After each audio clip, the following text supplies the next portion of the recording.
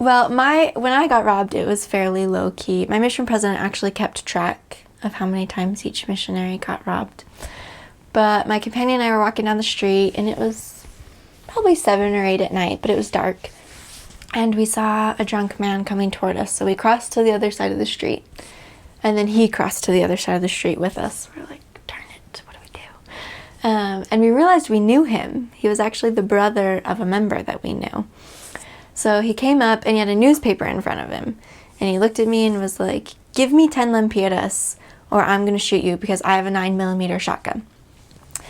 And he was saying it in Spanish, but I think he said 9mm shotgun in English. But I don't remember. But I remember thinking, like, I don't know a lot about guns, but I'm pretty sure a 9mm shotgun's not a thing. But he's drunk, so he might still have a gun and not know which kind of gun he has, because he was holding up a newspaper.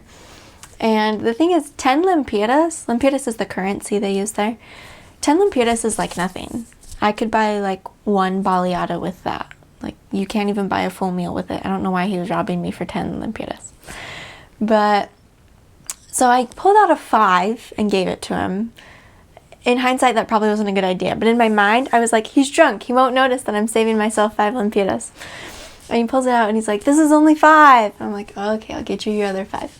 And my companion looks at him and she's like, hermano, like, don't you remember us? Like, we've met before. We're the missionaries. Like, remember, like, we're nice people.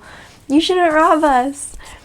And he's like, no, I want my 10 lempiras. And my companion's like, it's rude to rob people, you know.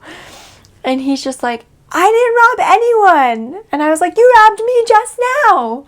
And he was like, well, fine. Do you want your 10 lempiras back? And I was like, yes, I do. And then he looked at me and was like, well, do you want to get shot between the eyes? But at this point, in all of his talking, he had moved his hands. And it turned out it was just his hand, like this, behind the newspaper. He didn't even have a gun. But he, like, held it right up by my face, like his finger right here. Like, do you want to get shot between the eyes? And I just looked at my companion and was like, hermano, let's go. Keep the 10 lempiras, we're out. And that was it.